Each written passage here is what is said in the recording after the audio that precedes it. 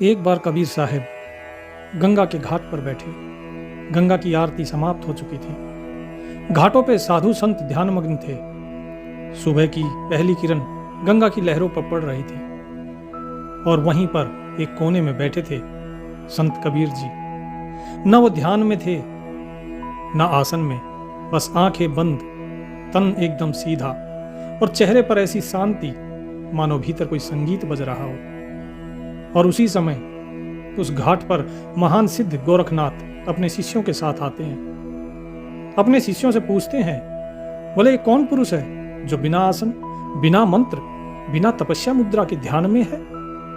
तो उनका जो प्रमुख शिष्य था उसने कहा, गुरुदेव यह कबीर है, एक जुलाहा, परंतु लोग कहते हैं यह साधु नहीं, संत है। बिना मंदिर, बिना तीर्थ, बिना पूजा, बस नाम लेता है। गोरखनाथ जी ने पूछा, नाम? और इतना शांत? चलो देखे कितनी गहराई है इसके मौन में। गोरखनाथ जी धीरे से उनके पास जाते हैं और उनके सामने बैठ जाते हैं। फिर धीरे से कहते हैं, हे साधक, कौन हो तुम? तुम्हारा गुरु कौन है? कौन सी क्रिया करते हो तुम? लेकिन कबीर साहिब जी आंखें नहीं खोलते, ना ही कुछ बोलते, एकदम मौन, मानो मौन के सागर में गोते लगा रहे हो। गोरखनाथ जी अब थोड़ा सा ऊंचे स्वर में बोलते हैं। उनके अंदर का मानो अहंकार जाग रहा हो। बोले, क्या मौन ही तेरा उत्तर है? तो कुछ क्षणों के बाद कबीर जी ने आंखें खोली और शांत दृष्टि से देखते हैं और धीमे स्वर में कहते हैं, शब्द बोलते हैं तर्क और मौन बताता है सत्य। कि जो मौन है वो आपको सत्य का आभास कराएगा और जो शब्द है वो केवल तर्क करते हैं, वो सत्य का आभास नहीं कराते। तुम उत्तर सुनना चाहते हो, लेकिन मैं चाहता हूं कि तुम स्वयं प्रश्न से पार हो जाओ। तुम कहां प्रश्नों में उलझे हो? इन प्रश्न से पार चलो। उत्तर क्यों सुनना चाहते हो? उत्तर को स्वयं खोजो।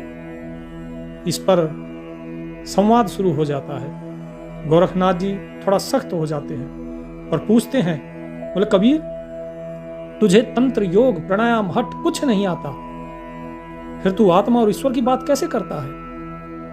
धीरे धीरे सूरज ऊपर चढ़ने लगा और जैसे जैसे सूरज ऊपर चढ़ता जा रहा था, गोरखनाथ, उनका अहंकार, उनकी शक्ति वो भी बढ़ती जा रही थी। लेकिन कबीर जी ने बहुत ही नम्रता से धीमे स्वर में कहा, जो जानता है वह दिखावे में नहीं बोलता। यदि तुम कुछ जानते हो तो तुम उसे बोलोगे नहीं, और जो बोलता है वो सिर्फ दिखावे में ही बोलता है, अर्थात वो जानता नहीं है। जिसे देखना है वह आंखों से नहीं देखा जाता, उसको मन में देखा जाता है। अपने भीतर देखो, भीतर देखोगे तो वो दिखाई देगा। गोरखनाथ जी ने कहा, हमने ब्रह्मांड का केंद्र देखा है, सूर्य को पीठ पर टिकाया है, तू क्या कर पाया, बता। कबीर जी हंसे और बोले, तू ऊपर गया और मैं भीतर गया। तुमने गति पाई और मैंने शांति पाई। तूने ब्रह्म को देखा, लेकिन मैंने उस ब्रह्म को जिया है। ये भेद है तुम्हारे अंदर और मेरे अंदर। गोरखनाथ जी चौंक गए। बोले, तुमने ब्रह्म को जिया है? कैसे जिया है, जरा हमें भी तो बताओ। तो कबीर जी बोले कि जब मैं रहा ही नहीं तो वो ही रह गया। मैं और वो दो नहीं है, बस नाम ही रह गया। अब तो जाए चढ़े सिंहासन, मिले हैं सारंग पानी, राम कबीरा एक भय है, कोई न सके पिछानी। कि ये कबीर और वो राम अब दो नहीं है, ये दोनों एक हो गए, लेकिन ये चीज कोई पहचान नहीं पाता। क्यों नहीं पहचान पाता? क्योंकि मैं ढोल नहीं पीटता, क्योंकि मैं चिल्ला चिल्ला कर नहीं कहता लोगों को कि देखो मैंने ये पाया, देखो मैंने उसे देखा। तुम ढोल पीट रहे हो। तुमने सारा सब कुछ योग से जो भी प्राप्त किया है, उसका क्या लाभ यदि उस ब्रह्म के साथ एक होकर तुम जिए नहीं? गोरखनाथ जी कहते हैं कि हम योगी हैं। योग से चित्त स्थिर होता है, सिद्धियां मिलती हैं, शरीर अमरत्व को छूता है। तेरी भक्ति में क्या है? हम कैसे मान ले कि तू ब्रह्म के साथ एक है? क्या है ऐसा तेरी भक्ति में? तो कबीर जी ने विनम्रता से जवाब दिया, योग शरीर को जीतता है। किसे? केवल शरीर को। लेकिन भक्ति आत्मा को, भक्ति मन को, और भक्ति सभी इंद्रियों को जीतती है।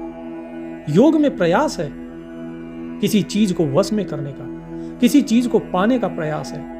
लेकिन भक्ति में समर्पण है।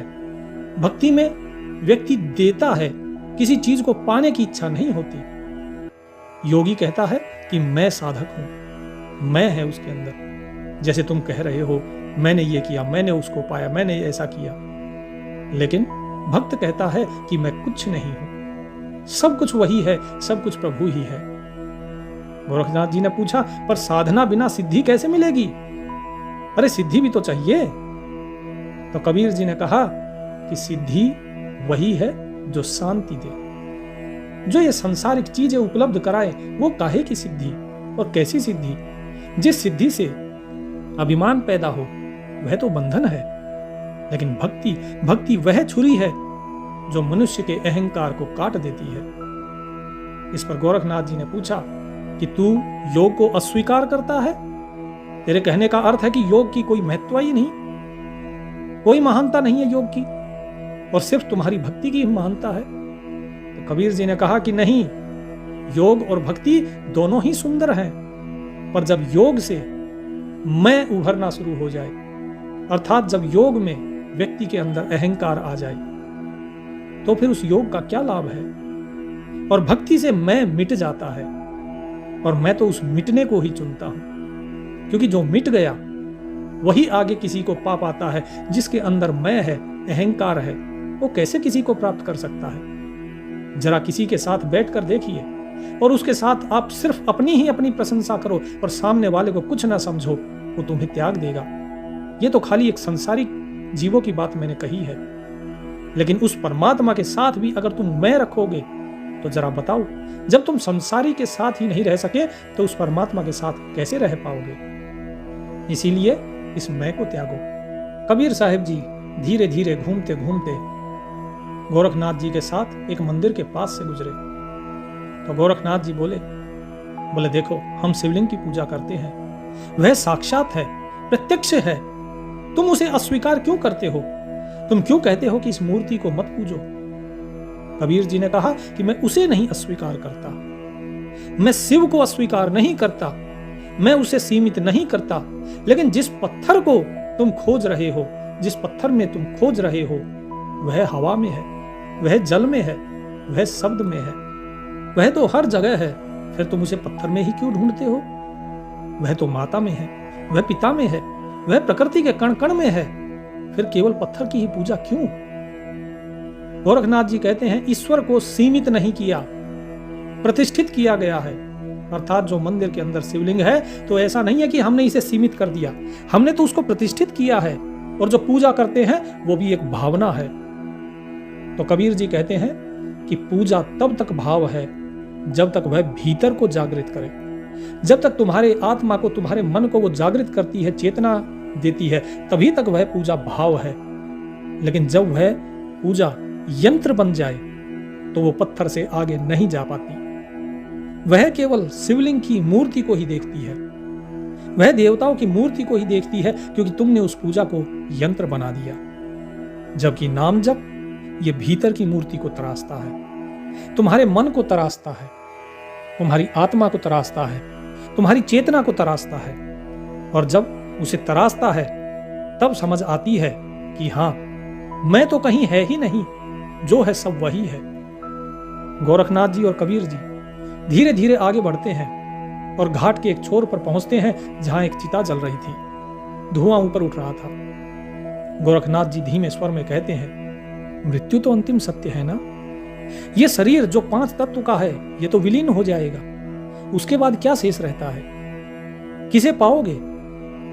तो कबीर जी कहते हैं कि मिट्टी मिट्टी में मिल जाएगी, ये जल जल में मिल जाएगी, ये अग्नि अग्नि में मिल जाएगी, और ये वायु वायु में मिल जाएगी, और जो ये आकाश तत्व है ये भी घुल जाएगा और रह जाएगा तो सिर्फ मैं। कौन मैं?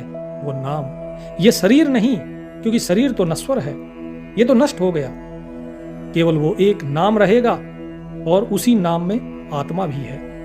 ये आत्मा और नाम जो तू कहता है कि नाम ही आत्मा है, गोरखनाथ जी प्रश्न करते हैं। जब कबीर जी ने कहा तो उनके मन में संदेह हुआ कि क्या नाम और आत्मा एक ही है?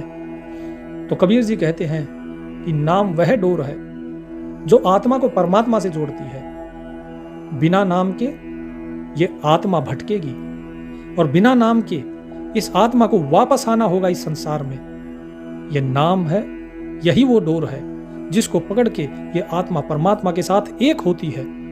यह नाम ही है जो मनुष्य के अहम को खत्म करके मैं से तू कर देता है। और नाम वह दीपक है जो मृत्यु के बाद भी जलता रहता है। अब कबीर जी और गोरखनाथ जी धीरे धीरे अपने शिष्यों से दूर आ गए थे। हल्की हवा चल रही थी और झील के किनारे बैठ गए। आमने सामने बैठते हैं ध्यान की मुद्रा में और गोरखनाथ जी पूछते हैं, कबीर, ध्यान में मन बार बार भागता है।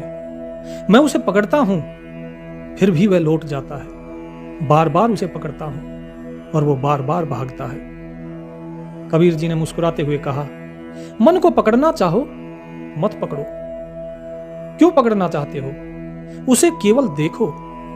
जैसे अभी हम झील के किनारे बैठे हैं। इस झील में तुम देखो मछलियां हैं। ये मछलियां तैर रही हैं इधर से उधर। इसी प्रकार ये मन भी इधर से उधर तैरता है। इस मन को देखो कि ये क्या कर रहा है, लेकिन इसके पीछे भागना नहीं। अभी हम यहां बैठे हैं, क्या हम पीछे भाग रहे हैं मछलियों के? नहीं। ठीक इसी प्रकार इस मन को पकड़ना मत चाहो। उसे देखो जैसे कोई नदियां बह रही हो। उसमें उतरना नहीं, किनारे बैठ जाना है। तो गोरखनाथ जी पूछते हैं कि अगर मन ऐसे ही भटकता रहा तो बिना एकाग्रता के साधना कैसे होगी? कबीर जी बोले कि नाम जप वह बांसुरी है जिससे मन की हवा स्वर बन जाती है। तू जपता रहे, वह अपने आप स्थिर हो जाएगा। मन कहीं भी भागे, नाम जपते रहो। नाम दिया ही इसलिए जाता है ताकि आपका मन स्थिर हो जाए। पहले अपने तन को स्थिर करो, फिर अपने मन को स्थिर करो। नाम जाप करते रहोगे, मन अपने आप ही स्थिर हो जाएगा। तन थिर, मन थिर, पवन थिर, सुरत निरत थिर होए। कहें कबीर ता दास को पला न पकड़े कोई। कि जिसका तन स्थिर हो गया, जिसने नाम जाप के द्वारा अपने मन को स्थिर कर लिया और जिसके प्राण स्थिर हो गए, अर्थात जो पवन चल रही है, ये पवन श्वासों से प्रकाश में परिवर्तित होनी शुरू हो गई और जिसकी सूरत नृत्य में परिवर्तित हो गई और निरत स्थिरता के साथ उस नाम में लगी हुई है, उसका काल भी पल्ला नहीं पकड़ सकता, उसका कोई कुछ नहीं बिगाड़ सकता। वो उस परमात्मा में खेलता है, फिर वो उसके साथ एक हो जाता है। तो इसीलिए तुम नाम जपते रहो, आपका मन अपने आप स्थिर हो जाएगा। तो गोरखनाथ जी बोले, क्या नाम ही सब कुछ है? तो कबीर जी ने कहा कि नाम ही बीज है। साधना, योग, ध्यान ये सब उसकी शाखाएं हैं, पर नाम बीज, वृक्ष कैसे? ऐसा कैसे कह सकते हो आप? तो कबीर जी ने कहा कि उस परमात्मा को मिलने के लिए ये नाम ही बीज है और इसी बीज से ही साधना, योग, ध्यान ये सारी चीजें उत्पन्न होती हैं और यही तीनों शाखाएं आगे चल के उस परमात्मा रूपी फल की प्राप्ति कराती हैं। इसलिए मैंने कहा ये नाम ही बीज है और ये नाम ही आगे वृक्ष है। तो गोरखनाथ जी अपना योग का जो साधना स्थल है वहां पर आते हैं। कबीर जी के साथ वहां पर अद्भुत ऊर्जा है। अनेकों साधक क्रियाएं कर रहे हैं। उनका एक शिष्य अग्नि पर चल रहा है तो एक जल के ऊपर ध्यान लगा रहा है। तो गोरखनाथ जी बोले देख कबीर, यह है सिद्धियों की शक्ति। हमने प्रकृति को साध लिया है, अग्नि को साध लिया है, अग्नि को पराभूत कर लिया है। हमने जल को साध लिया। बताओ तुमने क्या साधा? यह तपस्या का फल है, तप का फल है। तो कबीर जी ने कहा यह चमत्कार है पर यह सत्य नहीं। जब आत्मा को आत्मा में ही सुख मिल जाए तो ये सारे चमत्कार व्यर्थ हो जाते हैं। तुम इस जल के ऊपर चल के क्या प्राप्त कर लोगे? तुम अग्नि के ऊपर चल के क्या प्राप्त कर लोगे? तुम सिर्फ लोगों को ये चमत्कार दिखा सकते हो, इससे तुम्हें कुछ भी तो प्राप्त नहीं हुआ। ना ही तुम्हें मुक्ति मिली, तुम्हारा अहंकार बढ़ा। तो गोरखनाथ जी ने कहा तो क्या तू इन सबको त्याज्य मानता है कि ये सब त्याग देने चाहिए? तो कबीर जी ने कहा कि मैं मानता हूं कि समर्पण सबसे बड़ी सिद्धि है। क्योंकि प्राप्त करने के लिए तो हर कोई ललायत रहता है, लेकिन समर्पण करना यह सबके बस की बात नहीं होती। जहां कुछ भी पाने की इच्छा नहीं रहती, वहां ईश्वर स्वयं मिल जाता है। जब तक तुम्हारे मन में कुछ भी इच्छा है, चाहे वो इच्छा मुक्ति ही क्यों ना हो, तो भी तुम्हें ईश्वर नहीं मिलेगा। ईश्वर तब मिलता है जब कुछ भी पाने की इच्छा नहीं रहती। तो गोरखनाथ जी ने कहा कि साधक को प्रमाण चाहिए। प्रमाण क्या है इस चीज का कि ईश्वर स्वयं मिल जाता है। कबीर जी बोले प्रमाण की खोज में तो ईश्वर को खो देगा। जैसे माटी का दीपक लेके लोग सूर्य को ढूंढते हैं, उनका ध्यान तो दीपक की ओर है, तो सूर्य को कैसे देखेंगे?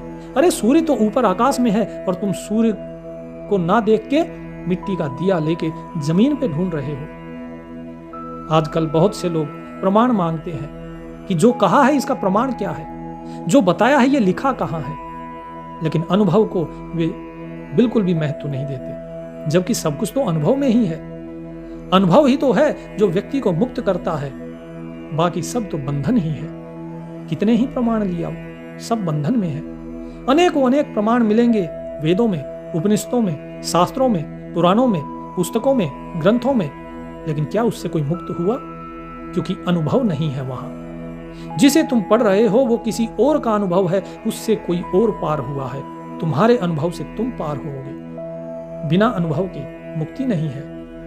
इतना कहकर कबीर साहब जी फिर से मौन हो गए। गोरखनाथ जी बोले, इतनी लंबी वाणी के बाद अब तुम फिर मौन क्यों हो कबीर? तो कबीर जी ने कहा, क्योंकि वाणी वहां तक ले जाती है जहां मौन आरंभ होता है। अब तू सुन नहीं, अनुभव कर। मुझे तो जो कहना था मैंने कह दिया और तूने सुन लिया, इसके आगे अनुभव कर। गोरखनाथ जी बोले कि क्या मिलेगा इस मौन में? कबीर जी बोले, इस मौन में तुम स्वयं को पाओगे। इसमें तू ही मिलेगा, वही तू जो तर्क से परे है। जिस तर्क में तू स्वयं को ढूंढ रहा है, तू वास्तव में उससे परे है। जो सिद्धियों से मुक्त है, वही तू जो स्वयं ब्रह्म है, जिसे कहते हैं तत्त्वमसि। तत् अर्थात वह, त्वम मतलब तुम, असि अर्थात हो, कि वह तत्व जिसे तुम ढूंढ रहे हो वो तुम ही हो। तुम उसे पा जाओगे, लेकिन वो मौन में मिलेगा। गोरखनाथ जी आंखें बंद करते हैं, श्वास गहरी भरते हैं और फिर उनका अंतर्मन जो है वो मौन से भर जाता है। अब गोरखनाथ जी शांत हैं। पहले जैसी जो उनकी जिज्ञासा थी, उसकी जगह एक सुखद मौन है उनके पास। कबीर जी के पास ऐसे खड़े हैं मानो कोई शिष्य अपने गुरु के पास खड़ा हो।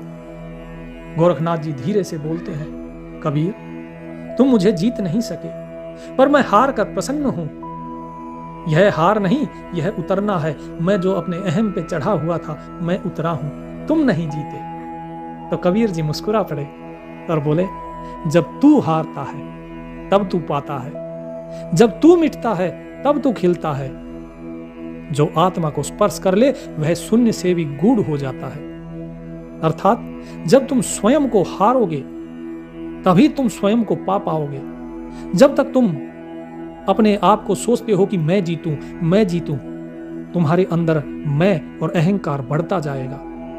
तो इसीलिए हारना सीखो, झुकना सीखो। जब झुकोगे तब तुम स्वयं को, अपने आप को पाओगे। और जब तुम्हारा मैं मिटता है तभी तुम खिलोगे। तब तुम इस शरीर की जगह उस आत्मा का रूप ले लोगे।